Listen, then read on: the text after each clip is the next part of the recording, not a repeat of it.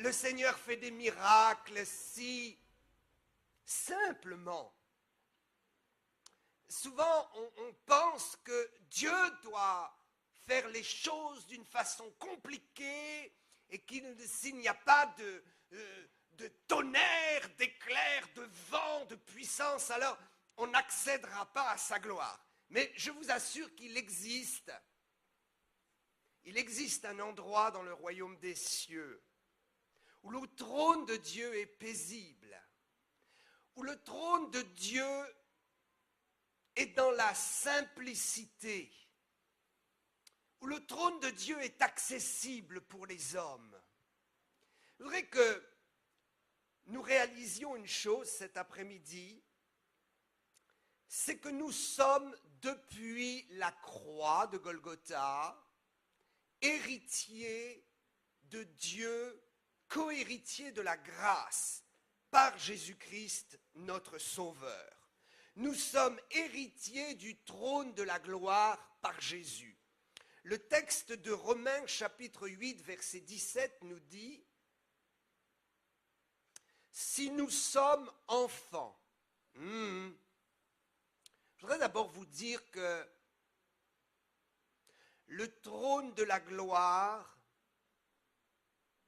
est un endroit qui devient une demeure permanente pour celui qui devient enfant de Dieu. Laisse-moi t'expliquer que si tu n'es pas enfant de Dieu cet après-midi, tu pourras t'approcher du trône de la gloire, mais tu ne pourras pas y établir une résidence. Il faut devenir enfant de Dieu pour hériter des richesses du Père et pour pouvoir trouver une place et une demeure près du trône de la gloire. C'est ainsi que Dieu laisse entrer et sortir ses enfants librement dans sa présence. Mais si tu n'es pas son enfant, tu auras quelques difficultés à t'emparer des richesses des promesses de Dieu. Il faut être enfant. Et partout où tu te présenteras pour réclamer quelque chose de l'héritage de Dieu, si tu ne viens pas avec le mandat d'enfant de Dieu, tu perdras quelque chose. Nous avons besoin de devenir des enfants. Dieu, laissez-moi vous dire, Dieu n'a pas de petits-enfants. Dieu a des enfants. Ça veut dire quoi? Ça veut dire que si ton père a été chrétien, si ta mère est chrétienne, si ton grand-père est prédicateur, ça ne fait pas de toi un enfant de Dieu. Parce que Dieu ne va pas aller rechercher les enfants de ses enfants pour les prendre et les reconnaître automatiquement comme ses enfants, parce que Dieu n'a que des enfants, il n'a pas des petits-enfants. Alors, ceci c'est un principe biblique. Tu dis, oh mais on me parle de la gloire, du trône, etc. Et je voudrais bien accéder à ça. Alors, la première clé, il faut que tu sois identifié comme un enfant de Dieu lorsque tu rentres dans la salle du trône. Et la Bible dit avec certitude que si nous sommes enfants, nous sommes aussi héritiers. Alors tu peux bénéficier d'une bénédiction de l'héritage, mais ce que Dieu veut pour toi, c'est l'héritage. Est-ce qu'on peut dire ensemble héritage? Moi, je veux tout l'héritage de Dieu. Je veux tout ce qu'il veut pour moi. Je ne veux pas simplement prendre des miettes. Ça, c'était avant la crucifixion. Avant la crucifixion, si tu t'approches du roi des rois, si tu t'approches de la table où le maître est assis, il mange, il converse et il bénit son peuple, et là, toi, tu t'approches de ce trône-là, et il dit non, ça, c'est pas pour toi. Alors tu viens au pied et tu dis même les miettes pour les petits chiens. Mais ça, les nations comme petits chiens réclamant les miettes, ça c'est pour l'Ancien Testament. Savez-vous que Jésus n'a introduit la notion véritable de la grâce qu'au moment de la croix. Le Nouveau Testament est né à partir de la croix. Avant la croix, c'est encore un régime de loi. C'est encore un régime ancien testamentaire. Mais à partir du moment où le sang a coulé, alors nous sommes entrés dans le régime de la grâce. C'est à ce moment-là que nous pouvons comprendre que le livre des actes et les épîtres des apôtres sont réellement empreints de ce qu'on appelle l'esprit de la grâce. Mais dans les évangiles, nous trouvons encore l'esprit de la loi, parce que Jésus a fait des choses et il les a faites encore dans ce qu'on appelle la dispensation de la loi. Jusqu'à la croix, où à la croix, il a mis un arrêt définitif et il a permis à tous ceux qui croiraient en lui d'entrer dans la royauté de la grâce. Alors, nous sommes aussi héritiers. Et la Bible précise, héritiers de quoi? Héritiers de Dieu et co-héritiers de Christ. C'est-à-dire que nous avons là la double portion. Dites avec moi, double portion. Double portion de l'esprit. Ça veut dire quoi? Ça veut dire que quand nous voyons Élisée qui suit Élie et qui s'accroche à Élie et qui va réclamer quelque chose de la puissance qui est dans la vie d'Élie, il sera inspiré et il dira « Oh Élie, moi ce que je veux, c'est une double portion de l'esprit. » Et à ce moment-là, nous savons que Élie a compris que la demande d'Élisée était quelque chose de compliqué, que lui-même ne pouvait pas vraiment saisir. Et il dira, oh, c'est compliqué, mais si tu me vois partir au ciel, alors c'est que Dieu t'exaucera. Parce que la double portion de l'esprit, ça, il n'y a que Dieu qui peut donner. Moi, même le prophète, je ne peux pas mettre ma main sur toi et invoquer ça. Là, ça peut venir directement de Dieu. Pourquoi?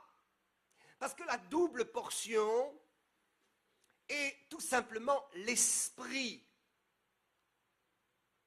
de la loi et de la grâce.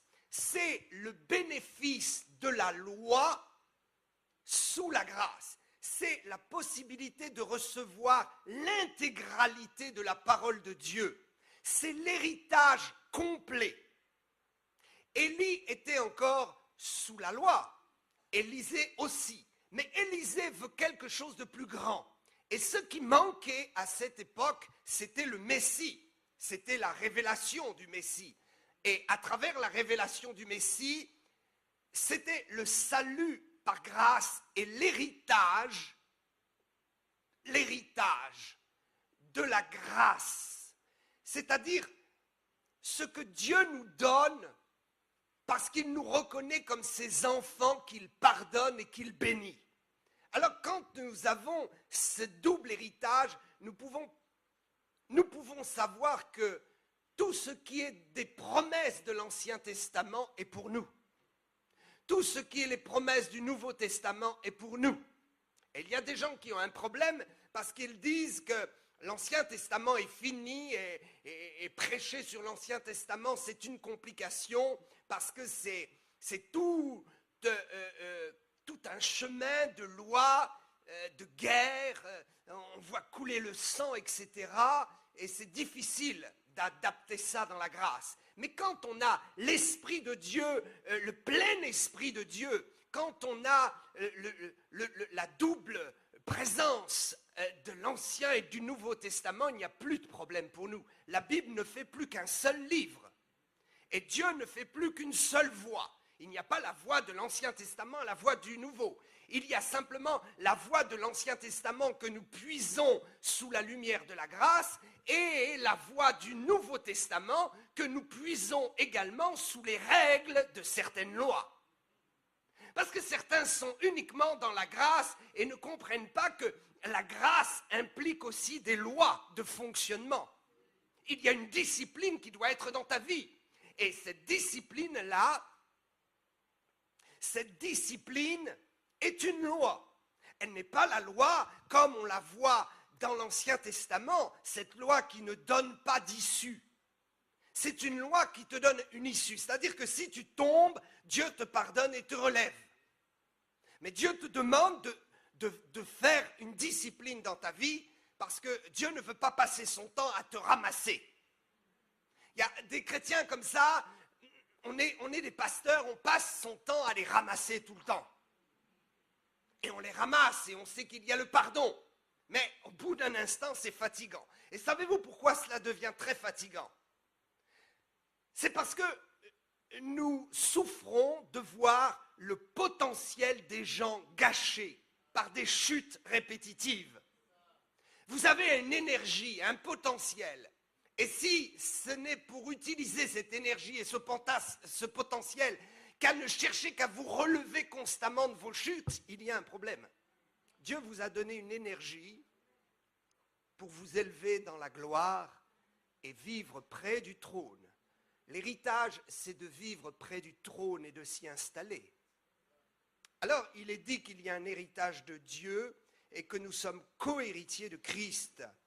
Donc, héritiers de Dieu dans tout ce qu'il représente dans l'ancienne alliance et co-héritiers par Christ de tout ce qui représente la grâce dans la nouvelle alliance. Je crois qu'il y a beaucoup de choses à dire à propos de cette double onction, de cette double part de l'esprit qu'Élisée a demandé à Élie. Mais un jour, je questionnais le Seigneur et Dieu m'a ouvert un flash dans ce domaine. Et m'a dit, tu vois, dans l'Ancien Testament, il n'avait pas la plénitude de l'esprit. Maintenant, nous avons l'accès à la plénitude de l'esprit. Et l'accès à la plénitude de l'esprit, c'est justement pouvoir être libre de manger l'intégralité de la parole de Dieu sans avoir de problème, de rivalité entre Ancien et Nouveau Testament, sans avoir de problème de conflit entre ce qu'est la loi et la grâce. Moi, je vis par la grâce parce qu'il y a une loi dans ma vie.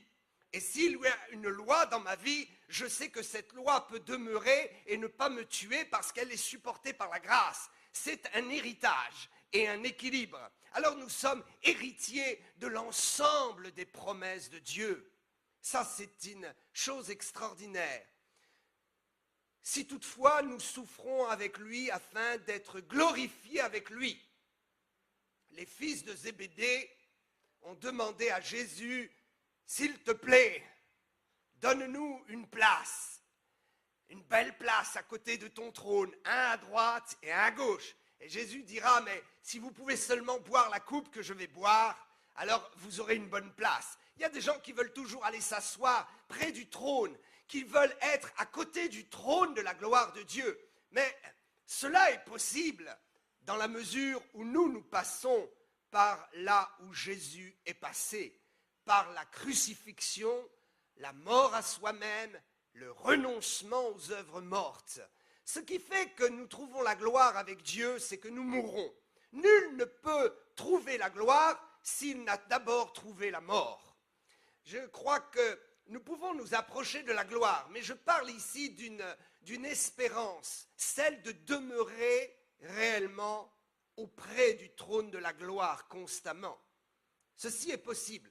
Et je crois qu'avant que Jésus ne revienne, il va y avoir une telle effusion de l'esprit sur la terre, un tel réveil, une telle moisson d'âme, que nous verrons réellement des chrétiens et des prédicateurs vivre cette expérience de se tenir constamment dans la présence de Dieu, constamment près du trône de la gloire.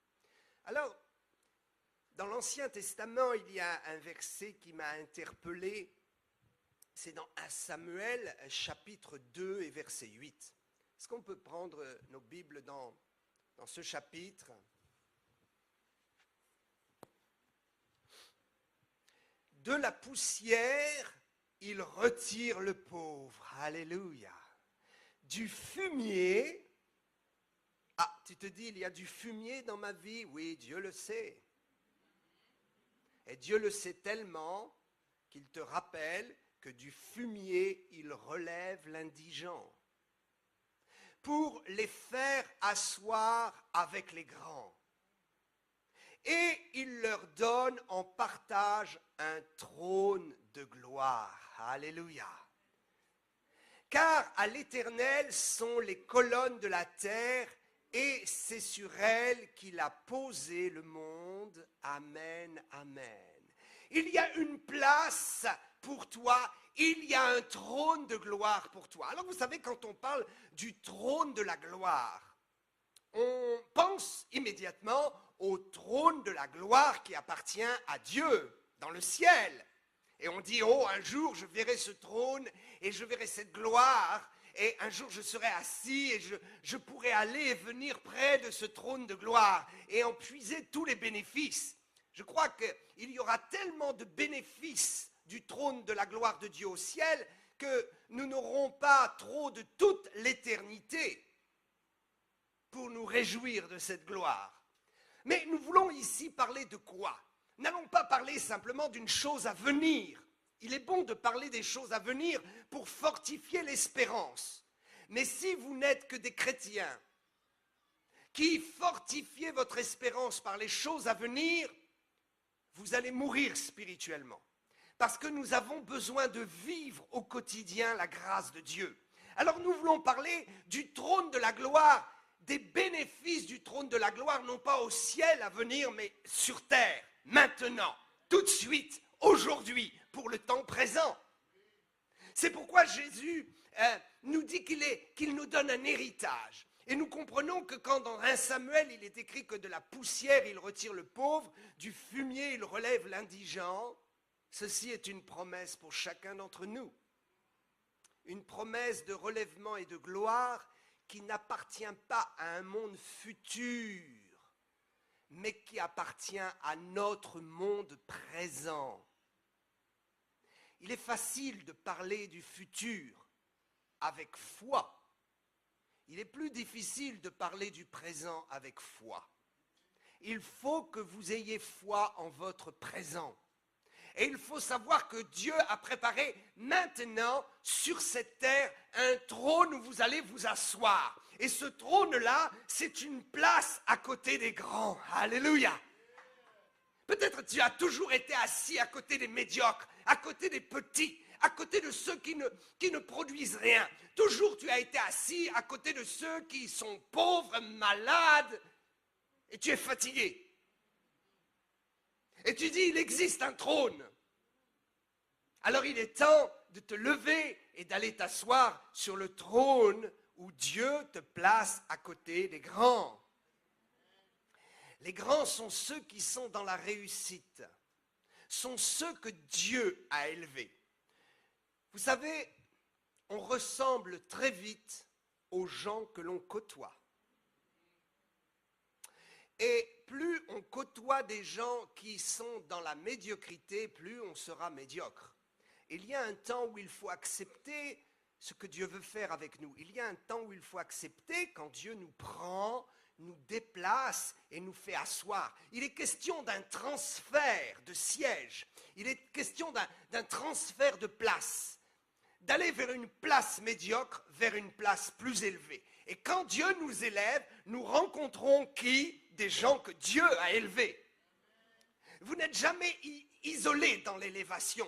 Dans la médiocrité, vous pouvez être isolé par le diable. Mais quand Dieu vous élève, il ne vous élève jamais pour vous laisser seul. Il vous élève toujours pour vous faire rencontrer d'autres qui ont été élevés et qui vont partager avec vous leur expérience.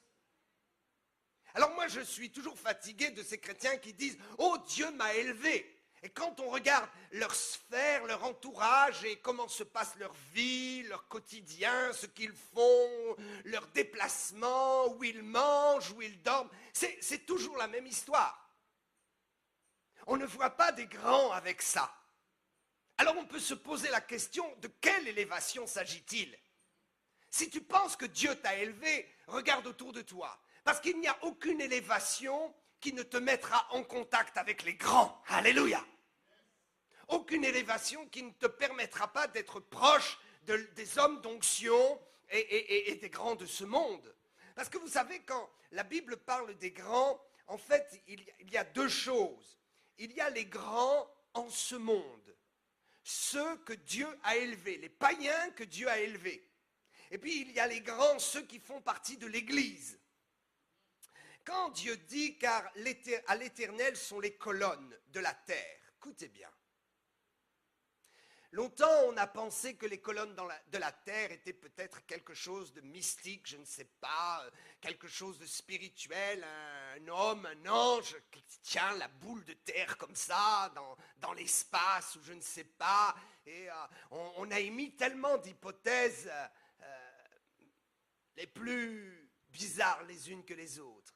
Mais en fait, le texte parle d'une chose très simple.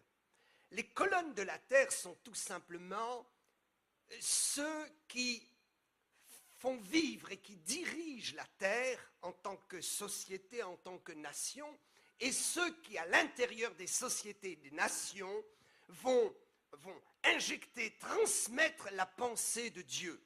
Dans l'Évangile, dans Romains 13, 1, il dit qu'il n'y a aucune autorité qui ne vienne de Dieu. C'est-à-dire que les autorités qui sont en ce monde, ceux qui ont le pouvoir de diriger, de dire oui, non, vous pouvez faire ceci, vous ne pouvez pas faire cela, nous allons faire telle loi, nous allons défaire telle loi, ces grands qui dirigent le monde et qui font des lois dont nous sommes ensuite tributaires, ces grands-là, Dieu a permis qu'ils soient là, et la Bible dit dans Romains, et il n'y a aucune autorité qui ne vienne de Dieu.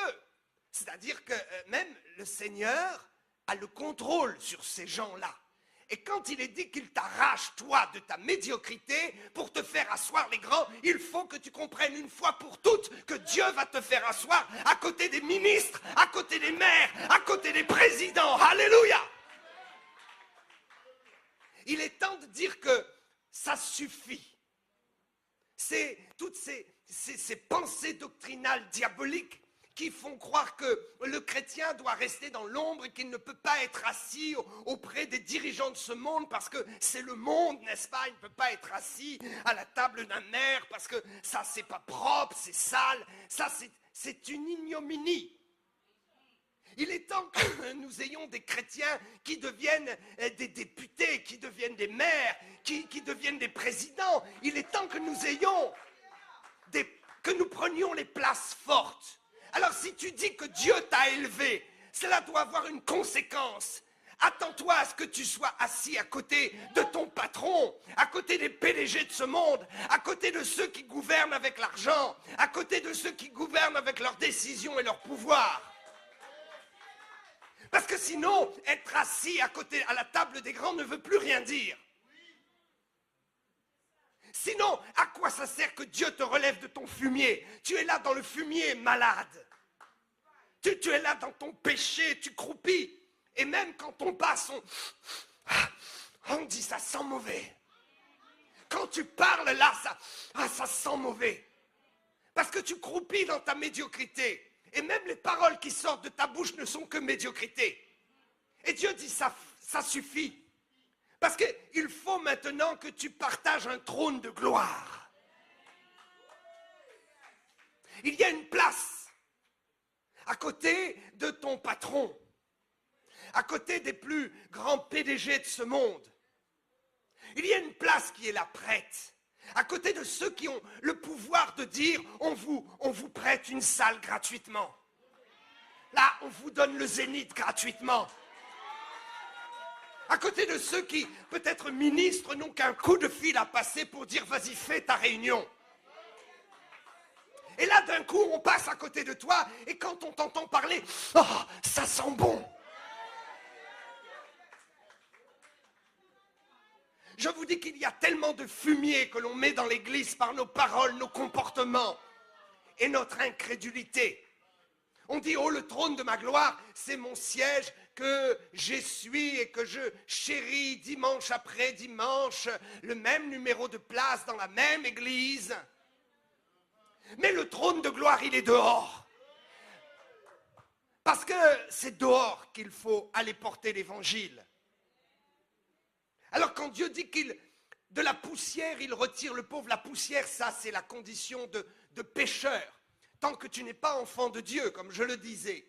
La poussière, c'est la mort, c'est quand tu es retenu dans les liens de la mort éternelle et que tu n'es pas né de nouveau. Alors Dieu va d'abord te faire naître de nouveau. Et puis il ne va pas faire que ça, il va retirer le fumier. Le fumier dans la Bible, c'est la maladie, la pauvreté. Le fumier, c'est ce qui ne donne pas envie. C'est ce qui repousse. Alors Dieu veut guérir ton cœur. Il y a des gens, ils sont sortis de la poussière, mais ils ne sont pas assis sur leur trône de gloire. Parce qu'ils ont besoin d'être libérés. Si toi, Dieu t'assoit à côté d'un roi de ce monde et que tu n'as pas le témoignage à donner, alors comment vas-tu avancer? Comment vas-tu convaincre ce roi?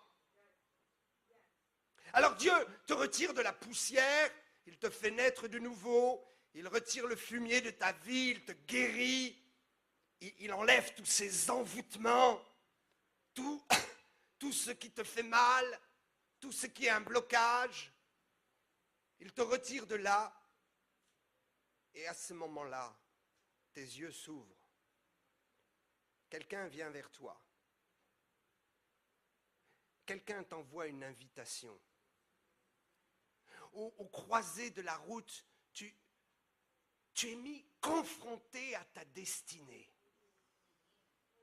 Quelqu'un à qui jamais tu n'aurais pensé parler. Voilà que Dieu te met à côté de lui pour la conversation. Voilà qu'une opportunité s'ouvre et tu dis, ah, j'ai tout reçu de Dieu, que vais-je en faire maintenant? Je suis ambassadeur de Christ, je vais montrer que moi aussi je suis un grand. Alléluia! Et c'est précisément le deuxième aspect du trône de gloire, d'être assis à côté des grands. Je crois que c'est d'ailleurs la plus belle chose. Dans 1 Timothée 3,15, il nous est dit que l'Église du Dieu vivant est la colonne et l'appui de la vérité. Le monde a besoin d'entendre la vérité. Et l'Église est celle qui fait connaître la vérité. C'est la colonne et l'appui. Et je crois que quand Dieu dit que dans Jérémie 1 Samuel, à l'Éternel sont les colonnes de la terre, je crois que Dieu fait tout à fait référence, non seulement aux dirigeants du monde, qui sont comme des colonnes, qui peuvent faire fonctionner une société ou la faire basculer. Et au sein de cette société, il y a les colonnes qui sont les chrétiens, les hommes de Dieu, ceux qui ont la révélation et qui doivent aussi porter la société vers l'avant. Or, si ces colonnes ne sont pas assis à leur place, c'est là que tout ira mal. C'est pourquoi il y a des sociétés où tout va mal. Parce que l'Église ne s'est pas considérée comme une colonne de vérité pour porter le monde, pour soutenir la société, pour révéler à la société le plan et la vision de Dieu. Alors quand nous prenons conscience de ça, et que Dieu nous élève, alors un jour tu te trouves assis à côté d'un grand homme de Dieu, un grand prophète, et quelque chose de son onction vient se partager avec la tienne. Je crois dans la révélation biblique. Je crois que Dieu nous fait asseoir à des places d'honneur. Dites avec moi, j'ai une place d'honneur. Au ciel, mais sur terre. Et je vais prendre cette place. Je vais m'emparer de cette place d'honneur. Alléluia! On peut se lever. Vous savez, j'aime ici cet endroit. Parce qu'il y a une bonne odeur ici et puis on se sent à l'aise. Alors, moi, ce que j'apprécie, c'est la sonorisation. Ça, c'est terrible. Et puis, ces belles fleurs. Vous avez remarqué ce beau parterre de fleurs ici, c'est magnifique.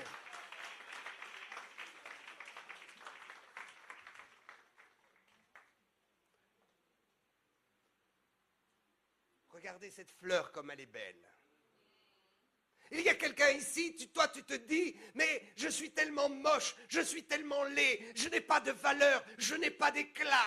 Comment est-ce que Dieu va m'utiliser? Si Dieu a été capable d'honorer cette fleur que je tiens dans ma main, de lui donner ce parfum extraordinaire, Si Dieu a été capable de faire ça, car ça c'est le produit de l'œuvre de Dieu, alors si Dieu l'a fait pour quelque chose qui va périr et qui est simplement là sur l'estrade pour honorer la gloire du Père, alors combien plus forte raison, tu es toi une belle créature. Il y a quelqu'un ici, je voudrais te dire, tu as la valeur de Dieu, ne te sous-estime pas. Et Dieu va te prendre de quelque part et te mettre comme ça à la table des grands. Qui aurait imaginé un jour que quand cette fleur a poussé, elle pourrait être dans les mains d'un homme de Dieu? Parce que Dieu fait ce qu'il veut. Parce qu'il arrache les gens d'où ils sont et il les fait porter dans sa gloire. Tiens ma chérie, c'est pour toi.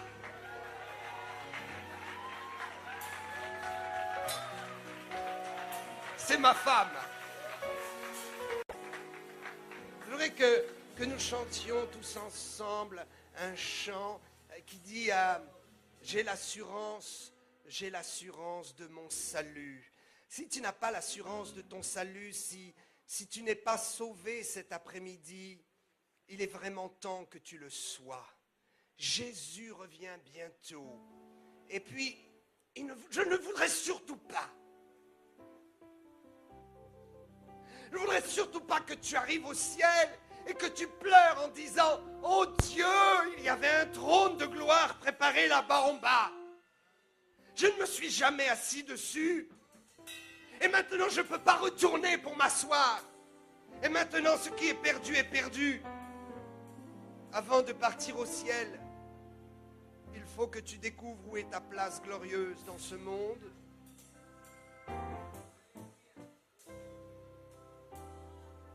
Sa présence est ici.